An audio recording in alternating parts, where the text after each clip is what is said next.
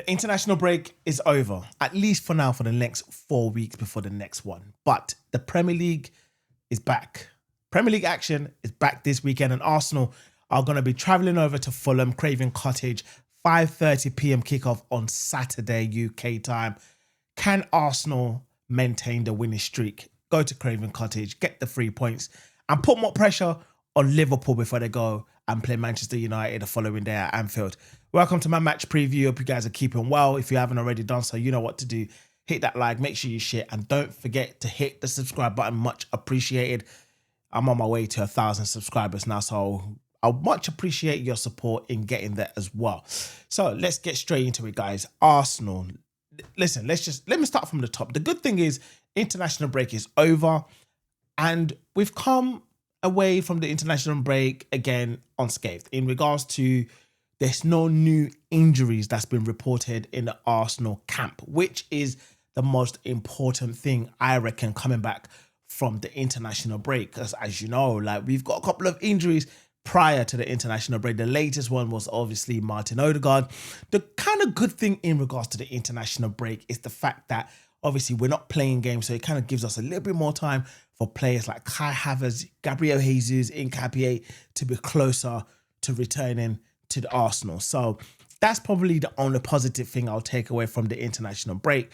So in regards to that, Noni Madueke, Kai Havertz, Nketiah, and Jesus are closer to obviously getting back into the first team squad, which is a good news and bonus for Arsenal Football Club.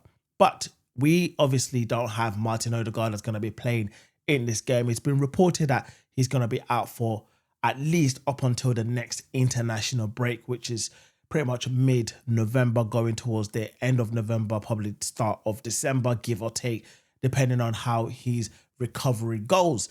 But listen, we travel over to Fulham, the Craven Cottage, this Saturday, as I said.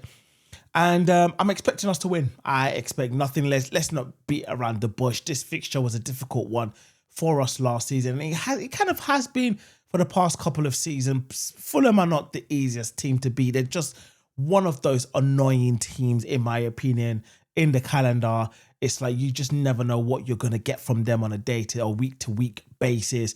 They started off well in the Premier League initially, and they've literally, I think in the last 5 games in the Premier League, they've lost 3, and I believe they've won 2. They lost their last fixture away to Bournemouth, away to Bournemouth 3-1. So it's fair to say, obviously, they're playing at home now. Probably after the international break, maybe they might feel a little bit rejuvenated, and obviously considering that they are playing at home, they're going to want to obviously win the next game and not continue on their losing streak. However, when you look at Arsenal are currently on a winning streak, and hopefully we can actually continue on that winning streak by beating Fulham away this weekend, which, as I said, can also put pressure on Liverpool, who are due to play Manchester United this weekend. If we can beat Fulham, Liverpool drop points against United, whether it's 2 points or the whole 3 points, we can potentially finish the weekend looking a lot healthier, probably ahead by 3 points or ahead by 4 points, depending on how the weekend pan out. I already touched up on the team news in regards to injuries. There's no new injuries when it comes to Arsenal. And in regards to Fulham, I can't really tell if there's any new injuries. We're going to have to wait and see in that regard. But obviously, we go into this game, and I do hope that the players are going to be able to go into this game thinking, listen, we're at the top of the table, 1 point ahead of Liverpool now. Great goal difference when you compare our goal difference to the rest of the league. We're hardly conceding goals at the moment. I think we've got plus 14 goal difference when you look at it in terms of the Premier League at the moment. And I believe Fulham are currently sitting 14th in the table with -3 goal difference at the moment, whereas we are +4. I think we're plus 11. Apologies. Not 14. We're on. Actually, no, it is.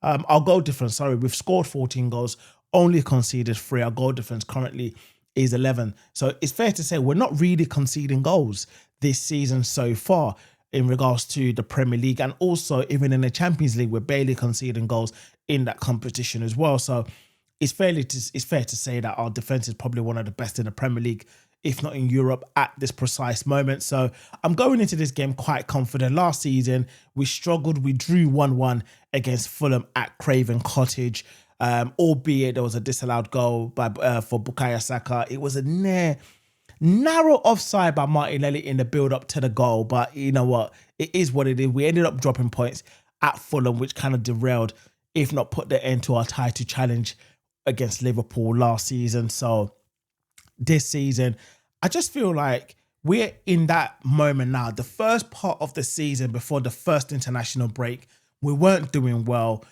We then lost against Liverpool prior to that international break. Then we came back and we've been on the upward trajectory, and to the point where it went from us losing to Liverpool and being like 5 points behind Liverpool, and up until this international break that's just gone, we're now a point ahead of them. And it just shows how quickly football can change. And everyone keep writing Arsenal off, especially when we were 5 points behind Liverpool. That Arsenal are not going to win the league. Forget it. It's Liverpool's league to lose. Now, all of a sudden, it's Arsenal are first in the table. Now they must not lose it. They must not get caught up. They must not get carried away. And I just feel like almost every opportunity that is given or that is get by everybody else, they want to have a negative spin when it comes to Arsenal. Listen, going into this game, if I'm Mikel Arteta, I'm looking at this game and thinking, we need to win this game. There is no pragmatism with going into this game. Yes, we're playing away. Our best players are still available. We've got great depth into the squad.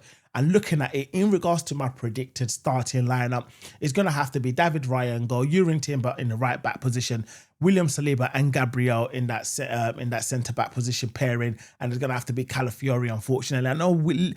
Listen, Lewis Skelly is going to get his chance, but unfortunately, right now Calafiori is playing well, and this is what we've wanted. We've all said it. If Calafiori can play and if he can stay fit, it's going to get a great run in this team, and that's exactly what's happening. And in regards to the midfield, it's going to have to be Zubimendi, then it's going to be Declan Rice for me, and it's going to have to be Eberechi Eze. And I know some people are going to turn around and go, oh, what about Mikel Merino? He's been scoring for Spain during the international break. Does it automatically mean he has to go into the starting lineup? Because this is the mistake we made last time, because after the last international break, he banged in a hat-trick for Spain, and then everyone's like, oh, Merino must play. And then every time we looked at the starting lineup against, let's say at Manchester City, for example, everyone's like, why have we got midfield three of Merino, Declan Rice and Zubimendi? It's like, I even said it. So I don't want us to potentially make that mistake again. He will get his chance, but I don't think like he needs to start. We need to win this game. And up front, it's going to have to be Victor Gyökeres. I'll go with Martinelli to start on the left-hand side, and it's going to have to be Bukayo Saka on that right-hand side. That is the starting lineup I would be going with or going for in this game if I was to choose. Let me know what starting lineup you would go for. In regards to my predicted score for this game, it's going to have to be, I'm going for a 2-0 or 3-0 win. As I said, we barely concede goals. There's a likelihood we may concede goals because Fulham, like I said, they're kind of like a bogey team, and they seem to play well when it comes to playing Arsenal. And I do think they're potentially going to play a massive low block. So the onus is going to be up to us to score a goal, break that deadlock, and go on to win this game. And they're going to try and catch us on the counter-attack. And I just feel like that's the kind of game tactics Fulham are going to go with in this fixture. So yeah, that's basically how I see this game going. We have to win this game. The players have to take responsibility. They need to look at this now as an opportunity to carry on, keep winning games and keep applying pressure to Liverpool, because the more pressure that we can apply by winning all our games and scoring goals and not conceding goals, we're going to apply more pressure, because right now, Liverpool are not looking like the Liverpool of last season or the start of the season. They haven't clicked yet. And a lot of people are saying maybe they're still mourning. Take that as you will, but I'm of the opinion that they're just not playing well and they're not clicking right now. Not saying that that's going to be how they're going to play for the rest of the season, but right now, Arsenal need to take the opportunity and put the pressure on Liverpool when they have the opportunity to, especially when you're looking at the fixtures this weekend. We're away at Fulham, which is a winnable fixture in my opinion, and Liverpool are playing Manchester United, and you just never know what might happen in that game. So especially with Arsenal playing first, They have to put the pressure onto Liverpool and get that 3 points. And then obviously we can sit back and watch the Liverpool versus Manchester United game on Sunday. So that's the way I see it. The players have to go on that pitch and actually want it. They need to look at it and say, we want this league. It's like, how much do you want to win this league? And that will obviously show on the pitch. Let me know in the comments below, as per usual, what are your thoughts on this game? What's your predicted starting line and what is your predicted score? Let me know in the comments below. If you haven't already done so, make sure you hit that like and share. And most importantly, don't forget to subscribe. I'm on my way to 1,000 subscribers. I would much appreciate it if you can help me reach that. And don't forget to follow me all on my socials. I'm on TikTok, Instagram as well, and on X. Make sure you follow me on there. And until the next one, Gooners, I'll see you at the game. I'm going to be doing a live watch along. So make sure you tune in. Make sure you subscribe. I'll see you then.